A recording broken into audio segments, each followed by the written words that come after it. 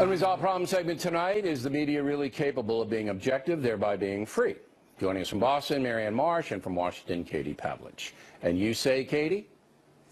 Well, I think that we've seen, not just recently with the Trump administration, but over the course of the past 3 decades, that much of the press is just liberals parading around as objective journalists. And I actually think it would do the country more of a favor and regain some credibility if they could just admit that they come at the news from a liberal perspective, and that's the way that they're reporting the news. We also now have a lot of conservative outlets doing the same, and people know where they're coming from, so therefore they're able to discern the facts for themselves. And everybody should understand there's a difference between opinion shows like this one and hard news reporting. We're talking about hard news reporting.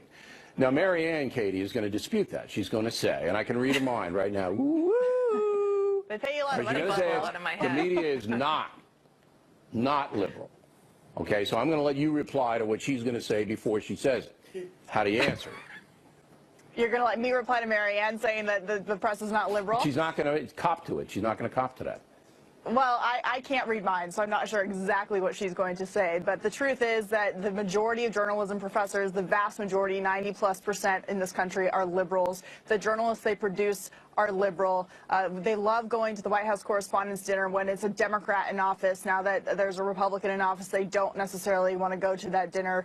We see questions being asked of Republican administrations that we don't see asked of Democrat administrations. The list goes on and on and on. And so the evidence is clear that the press is certainly biased to the left, and there's a reason why Andrew Breitbart used to call it the Democratic media complex, because that's exactly what it is. So, Marianne, go ahead. Just state your case real quick, and then I'll get to the specific questions.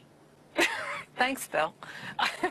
Are there some progressive reporters? Yes. Can you see it in their work? Sure. But is that true of all the media? No. And is it true that they're all carrying the Democrats' water? No. I say and there 10 are to plenty 1. of examples is 10 to 1 out there. An accurate figure? There are plenty. Have you done a survey? Have you done name checked everybody? There are plenty of reporters out there, like Julie Pace of AP and Jonathan Karl of ABC, who are at the White House, who were very tough on Obama and very tough on Trump. Well, Chris Wallace was tough on Priebus yesterday. You asked Trump about Putin, and you made Fox fans unhappy. That's how it should be. Tough on everybody, facts for everybody, and I think a lot of people are getting more of that than the critics and others are suggest.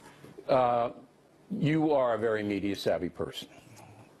Name the conservative presence on CBS News.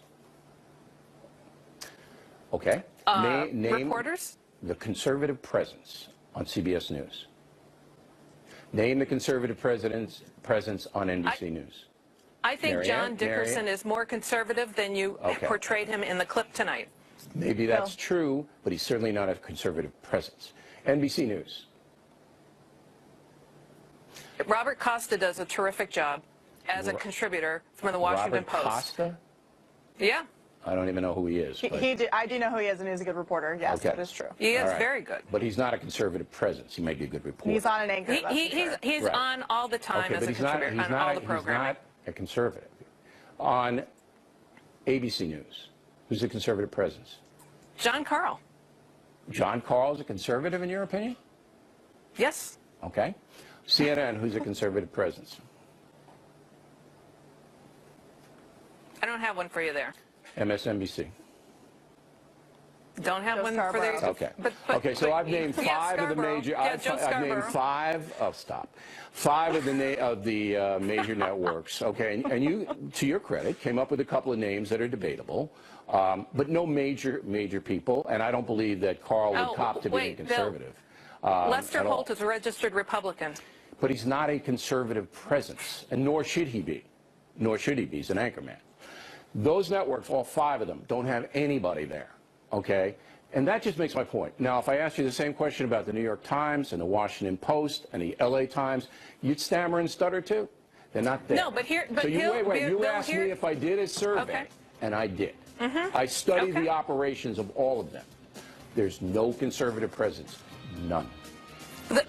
The Wall Street Journal, Fox News, Rush Limbaugh are number 1 in all their categories, and you can't say they are left-wing publications. Well, their editorial page is conservative, not their news pages, nor should they be. Number one. All right, ladies. Thank you very much. We come right back. Charges the Trump administration really hasn't done all that much since it took over. Then Waters stuck in a little history with the folks. Who's this? Isn't that George Dowd? Close. Adam? Actually, I don't know. We're coming right back.